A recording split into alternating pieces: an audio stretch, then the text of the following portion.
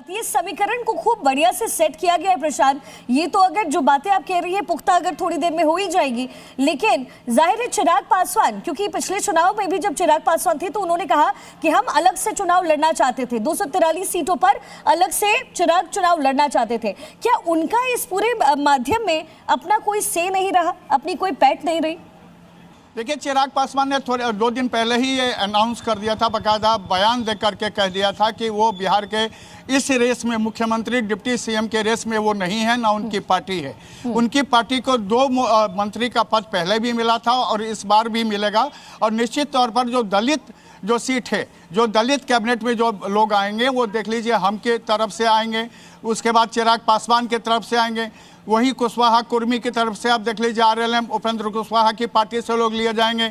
BJP से भी आप देख लीजिए जिस तरह के नाम है सामने, जिसमें मंगल पांडे का नाम है, विजय सिन्हा का नाम है, इसमें लखेंद्र पासवान का नाम है, श्रेयसी सिंह का नाम है। यानी सारी जातियों को लेकर के बीजेपी ने अपनी गोटी फिट कर दी है। और साथ में जो जातियां छूट रही हैं उन पर नीतीश कुमार यानी जेडीयू का नजर है और जेडीयू बाकी जातियों को अपने साथ लेके चल रही है। आप देख लीजिए कि चिराग पासवान की पार्टी से संजय कुमार सिंह जो महनार से जीत के आए हैं वो भी मंत्री बनेंगे। दूसरी तरफ उनके दूसरे जो हैं वो भी वहां से आएंगे। लखेंद्र पासवान बीजेपी से, वो दलित कम्युनिटी के लोग हैं। और ऐसे लोगों की पूरी रूपरेखा तय की गई है। जो यहाँ पर जो रोड मैप बनाया गया है कैबिनेट का, वो शिखा आप जान के हैरत में भी पड़िएगा कि कोई भी ऐसी जाति जिसका वोट बैंक 2 से 3% है उसको अलग नहीं किया गया है, उसको कैबिनेट में शामिल करने की चर्चा की जा रही है।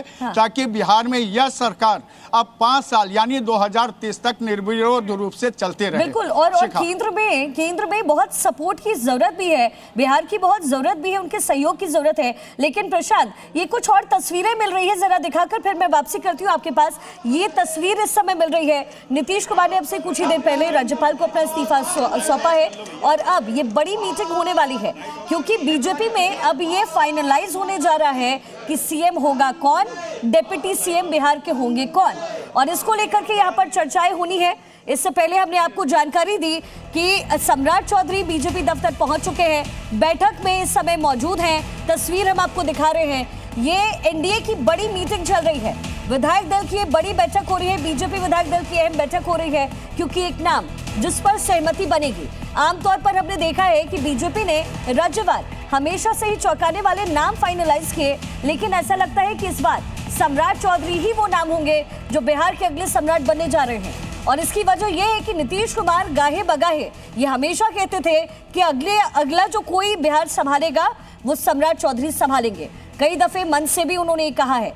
इसका मतलब है कि आज यहाँ जब विधायक दल की बैठक होगी तो कुछ बड़ा होने की उम्मीद, और सबसे अहम ये भी कि दोनों डिप्टी सीएम, अगर 2 डिप्टी सीएम बन रहे हैं बिहार में, तो वो 2 नाम कौन हो सकते हैं, संभावित नाम कौन कौन से हैं, जी न्यूज आपको लगातार दिखा रहा है। फिलहाल मीटिंग के अंदर की तस्वीर, बीजेपी विधायक दल की मीटिंग हो रही है। शिवराज सिंह चौहान पर्यवेक्षक बना करके दिल्ली से भेजे गए हैं, बिहार वो पहुंचे हुए हैं। यहाँ सम्राट चौधरी आपको तस्वीरों में नजर आ रहे हैं। तमाम बड़े जो मंत्री हैं बिहार के वो इस समय आपको टेलीविजन स्क्रीन पर दिख रहे हैं। और अब से कुछ ही देर बाद विधायक दल की जो अहम मीटिंग है वो शुरू होने जा रही है। डिप्टी सीएम जो अभी तक हैं वो आपको तस्वीरों में नजर आ रहे हैं, दोनों ही डिप्टी सीएम की मौजूदगी। लेकिन अब से कुछ ही देर बाद संभवतः ये तस्वीर बदल जाएगी, क्योंकि नीतीश कुमार ने अब से कुछ ही देर पहले इस्तीफा दिया है। लोक भवन जाकर के राज्यपाल को उन्होंने अपना रेजिग्नेशन सौंपा है, क्योंकि नीतीश कुमार अब रुख कर रहे हैं राज्यसभा की ओर और बिहार में ये बड़ा राजनीतिक फेरबदल होने जा रहा है।